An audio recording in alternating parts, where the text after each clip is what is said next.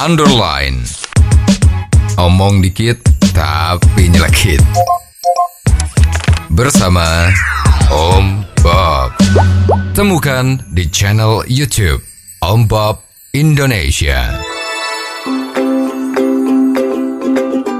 Om Bob, anggota Komisi 3 DPR Johan Budi mengaku khawatir soal penerapan restoratif justice karena dianggap nantinya ini menjadi jalan damai suatu kasus. Bagaimana Om Bob menggarisbawahi masalah ini? Johan Budi ya, beliau itu sekarang jadi anggota DPR ya, bagus. Sebelum jadi anggota DPR, beliau kalau nggak salah itu jadi juru bicaranya KPK, pengurus yang lalu ya, bukan sekarang. Nah, ini kan dia sempat mengeluarkan statement yang patut kita telah ya. Bahwa statementnya itu adalah sekarang kan ada peraturan baru dari Kejaksaan Agung bahwa setiap orang itu yang terlibat kasus itu bisa jadi justice kolaborator. Betul. Artinya dia boleh nyanyi. Yang nyanyi sebetulnya kasus apa yang terjadi. Ya umumnya ini adalah dari saksi. Saksi yang kalau dia ngomong jujur, kemungkinan dia juga bisa terlibat menjadi tersangka. Ya, karena misalnya ada satu kejahatan, apakah itu korupsi, apakah itu kriminal, macam-macam. Itu kan ada korban, ada pelaku, ada saksi. Kalau saksinya ini ternyata adalah ikut-ikut membuat korban menjadi menderita atau dia ikut membantu tersangka, itu kan saksi bisa jadi tersangka. Tersangka 1, tersangka 2, tersangka 3 gitu kan. Jadi harusnya juga dihukum. Nah sekarang ada aturan yang diberlakukan yang namanya justice kolaborator.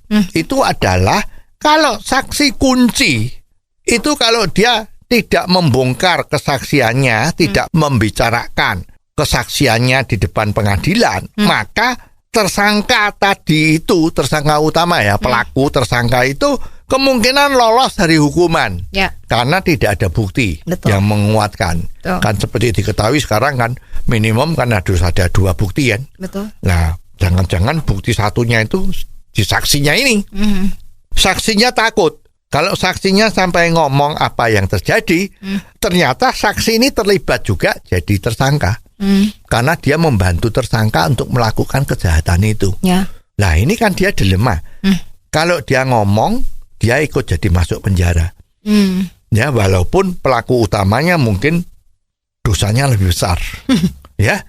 Tapi kalau dia nggak ngomong, ini pelakunya bebas.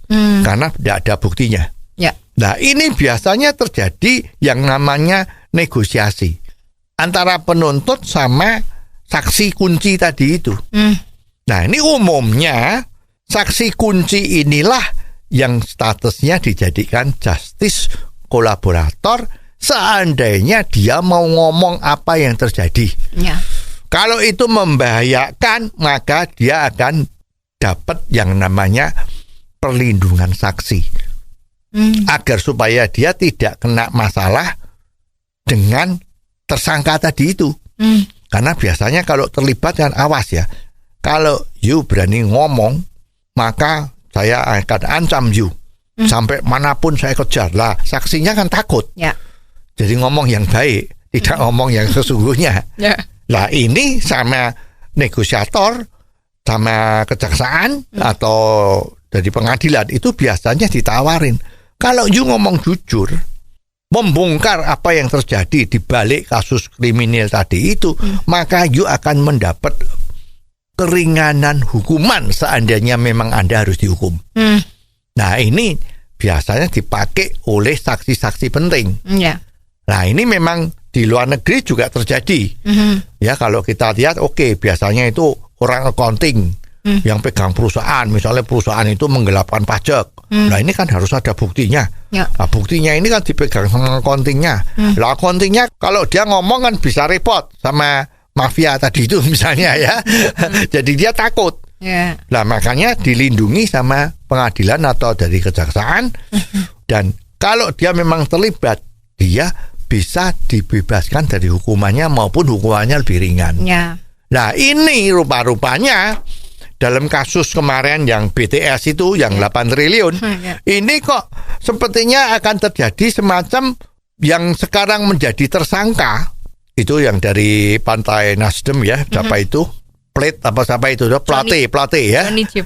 Johnny Plate itu kok sepertinya malah dia mau jadi justice kolaborator. Padahal sekarang kan dia jadi tersangka utama. Betul.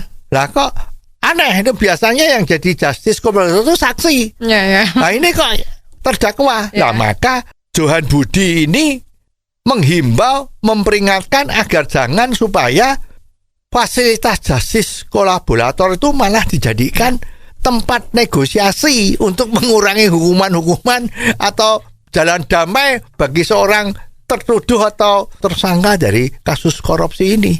Ya, jadi memang kita perlu mengawal ini, harus diawasi betul. Jangan sampai maksud baik dari pemerintah dengan adanya justice kolaborator ini dimanfaatkan secara TST agar supaya justru yang terdakwa itu bisa mendapat keringanan atau bahkan bebas sama sekali. Ini kan bagaimana senjata makan tuan. Oh, jadi begitu ya Om Bob. Jelas deh sekarang.